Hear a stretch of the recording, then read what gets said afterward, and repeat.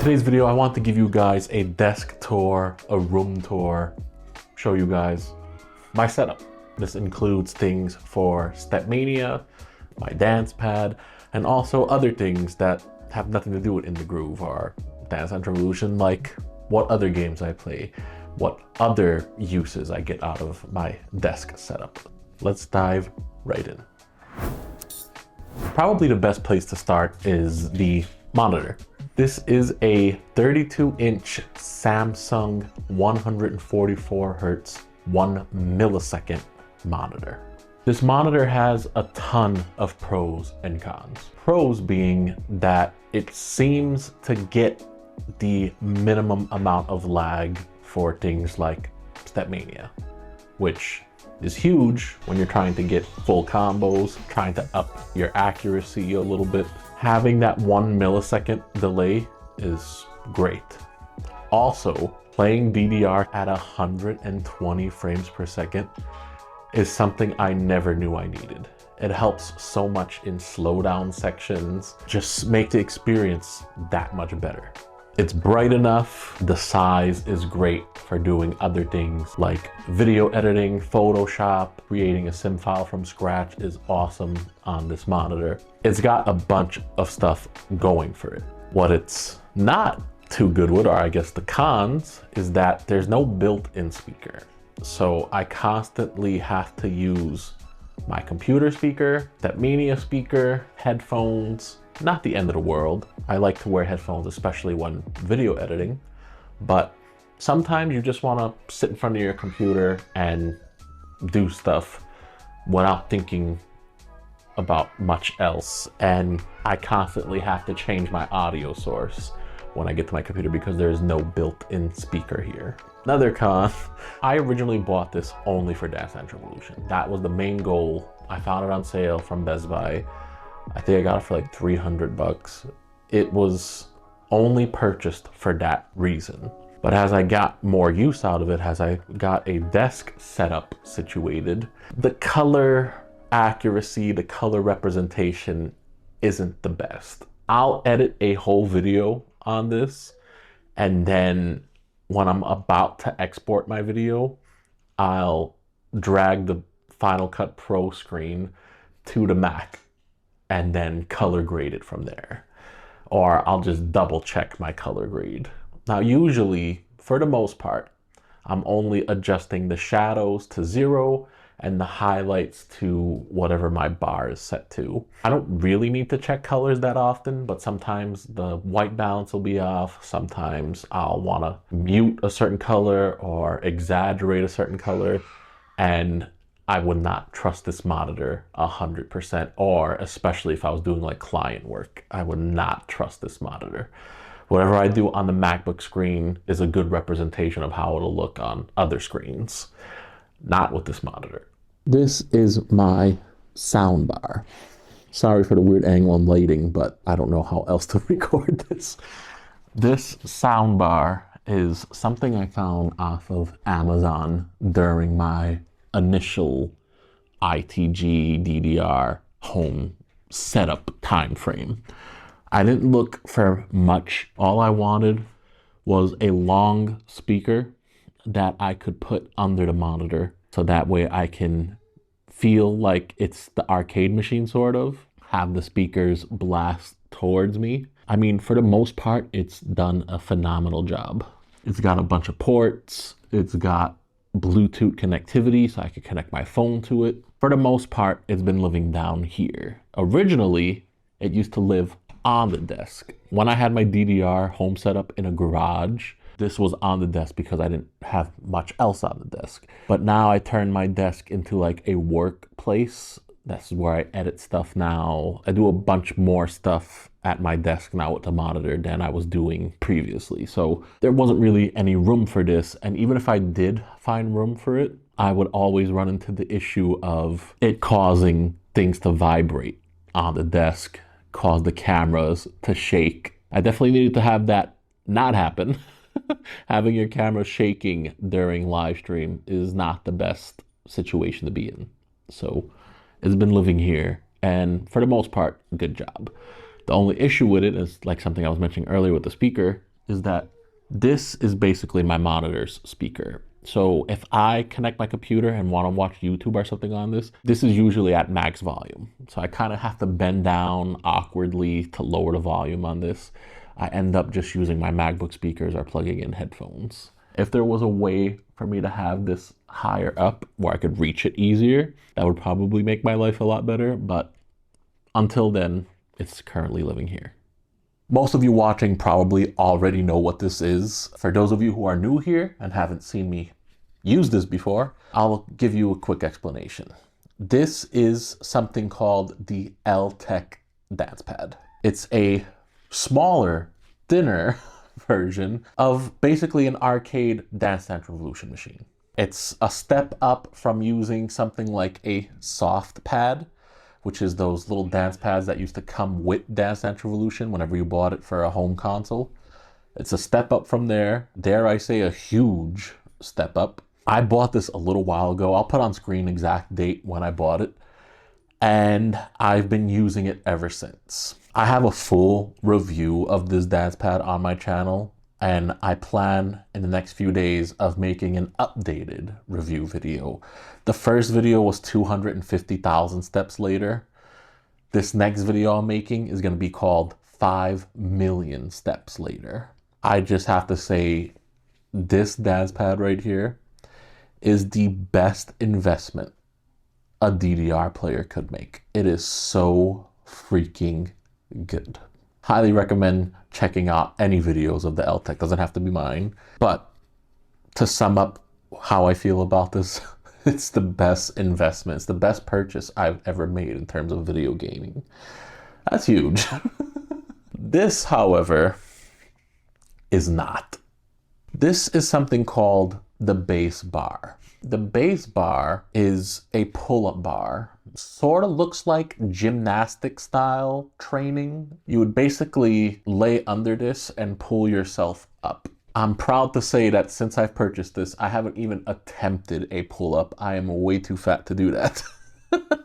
I purchased this to use as a bar for Dance Dance Revolution. The good thing about this, especially since I moved into this room, is that this bar no longer moves. In my previous setup, when there was nothing behind the bar, it would constantly shimmy back, especially during harder songs, and I would have to just adjust it, get it back into like a default position. Since I moved into this room, an unintended side effect, but a welcome one, is that this bar is now pushing against this wall.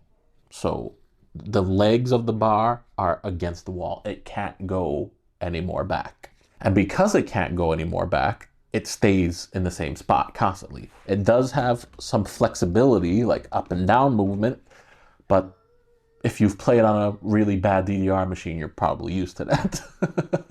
So it's, for the most part, like, good. The cons with this bar is that it's really, really expensive. I got it on Black Friday, a lot cheaper than what it was supposed to be, and I would still say it's not worth the price. It's a lot wider than a regular bar, so your stance kind of changes.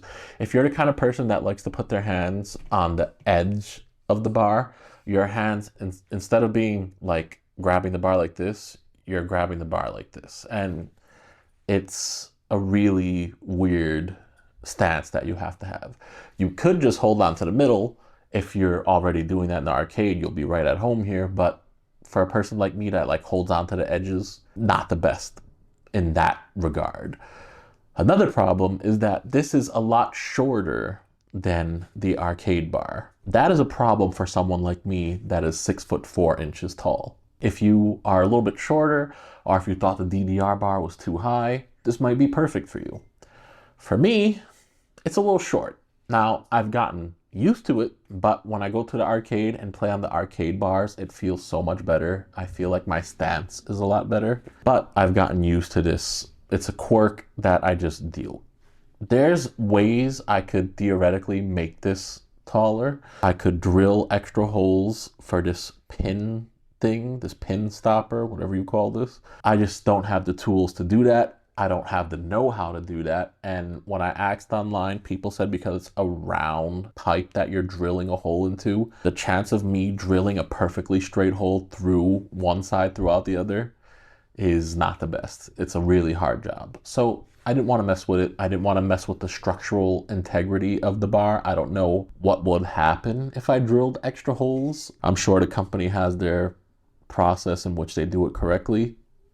I don't have the skills, the tools, or the know-how. So I've just left it alone. I personally would not recommend buying this because it's so expensive, and mine's actually came with damage out of the box. If you go back and watch my unboxing video, it's not the best experience. They did give me a partial refund, got even cheaper, but even at that cheapest amount, I still wouldn't recommend this bar. Unless you just like throwing money away and you don't care, you're got really deep pockets, sure, I'll leave a link for you to check it out in the description. I personally would not recommend this bar. Okay, so you saw the main setup for my room. Dance pad, monitor, speaker. What's the other things that are not really essential for the gameplay of DDR, Stepmania, whatever?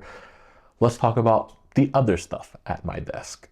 So I have a iPhone wireless charger. The reason I love this is because it's so simple to just throw my phone on here and have it charge while I'm doing work, while I'm editing videos, while I'm playing DDR. A bonus to the setup is the fact that I could just simply turn my phone sideways. It activates an extra mode where it shows you notifications, a clock, calendar. Pretty sure you could do a ton of other stuff. I haven't messed with it yet. That's kind of a newer feature for iPhone. So whenever it's on a wireless charger sideways, it has some extra things going on. Also at my desk is my MacBook Pro. I specifically bought this MacBook for video editing purposes. I got it on sale, but I still paid a ton of money for it. It's the 14-inch 2023 M3 Pro version, 18 gigabytes RAM. It's got the HDMI port. It's got the SD card slot, the magnetic charger. It's basically got everything that I personally need in a MacBook. No more touch bar, thank God. Having just solid buttons, no extra screens, is the way to go. And I'm glad they kind of reverted from that. Hopefully they'll revert from the camera button that they added on new iPhones as well.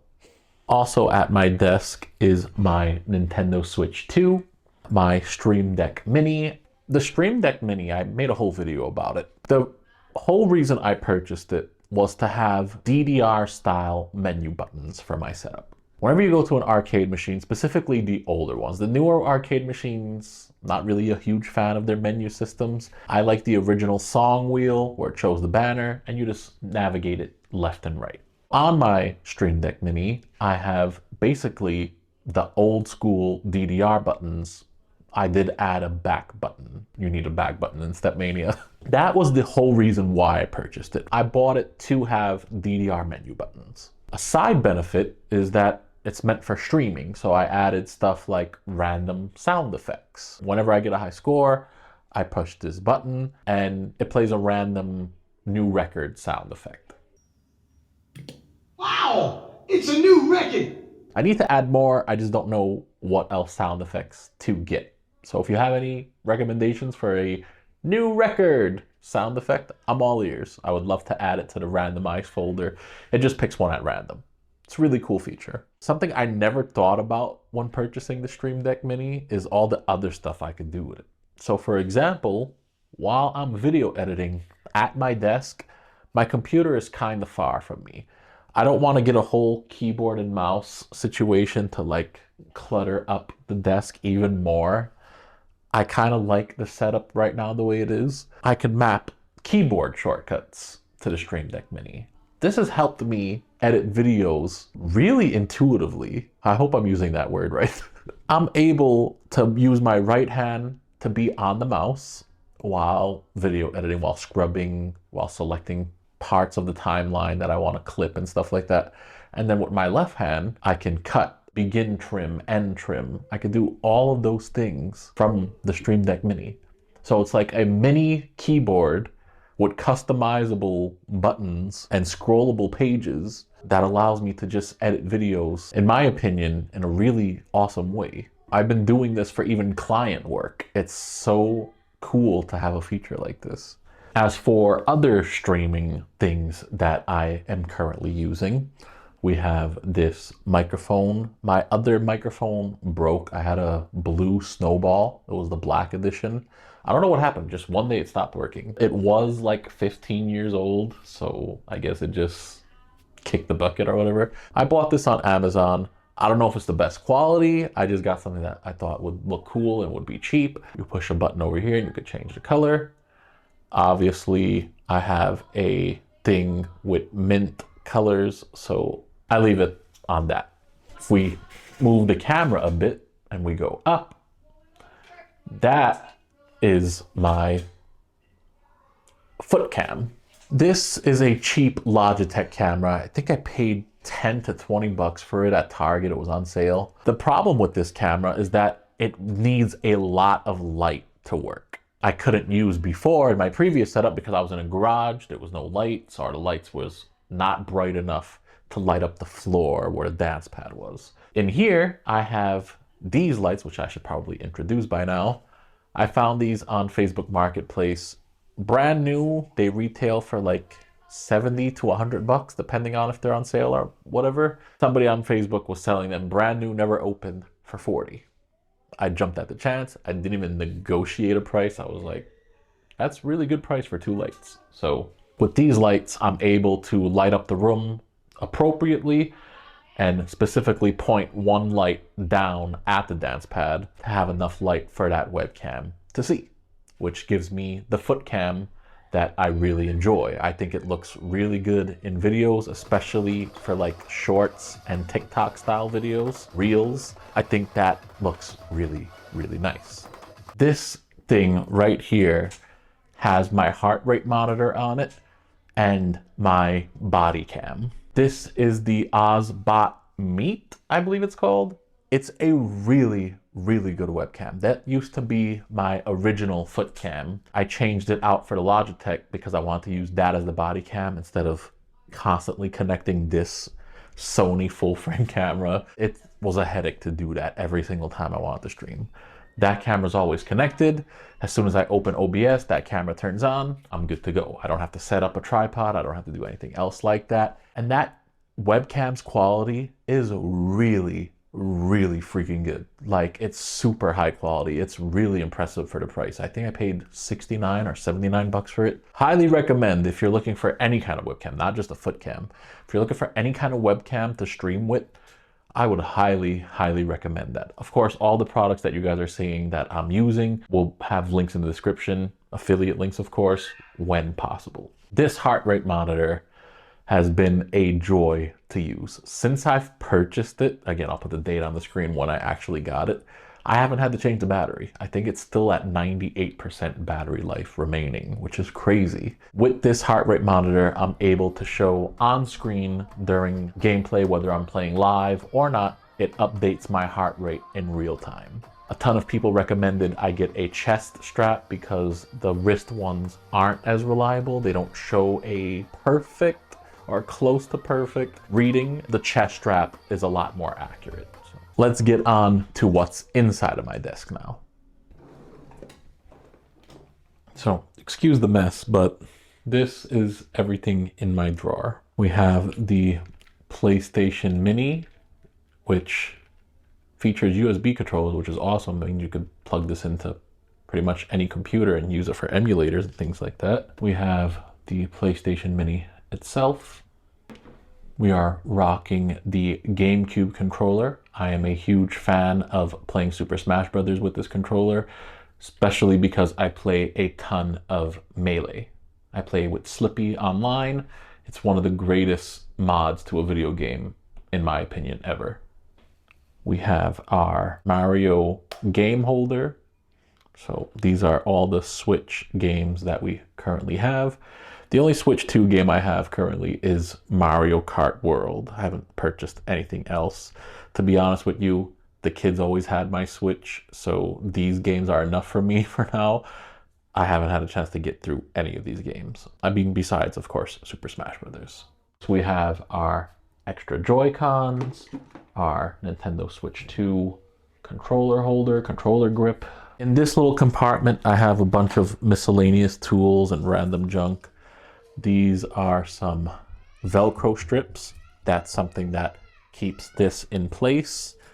It's really cool to just stick these onto stuff and have it be able to stick to pretty much any surface. We then have, of course, your screwdrivers, some hair ties, some rubber bands, because I now have long hair, something I never had before. Some markers, things like that. On this side, we have a bunch of stuff. Deodorant, of course, us DDR players tend to smell a little bit. I have a bunch of iPhone tripod mounts in case I ever need to record something with a cell phone. I have that available.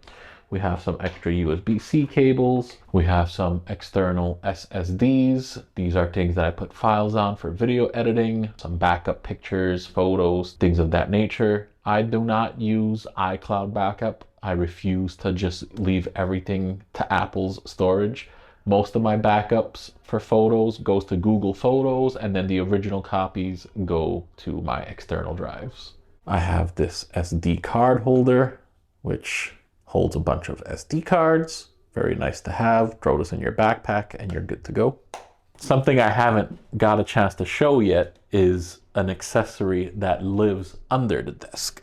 So if I just reach over here and grab, that is my Nintendo Switch 2 controller. I really love this controller for a ton of reasons, but I'll give you a few examples really quickly why. First of all, I'm playing on the Switch 2. The Switch 2 Joy-Cons are good for games like Mario Party, just a bunch of games that don't require a ton of accuracy, a ton of precise inputs, right? Whenever I'm playing Mario Kart and stuff like that, I'm using the Joy-Cons. But when I'm playing video games like Apex Legends, for example, which they just made a Switch 2 version for, thank God, I prefer this style. This is like a PlayStation controller. And what's awesome about it is that these buttons are not mapped the exact way like a Joy-Con button is. Let me show you. If you look at the layout of the buttons, you'll see that they're a bit different from one another. The white controller I'm holding has the X, Y, A, B buttons in different positions. Why is that a good thing? If you're like me and you're a dad, you grew up playing on PlayStation, first-person shooters, things like that, you're kind of used to having the buttons be in a specific place.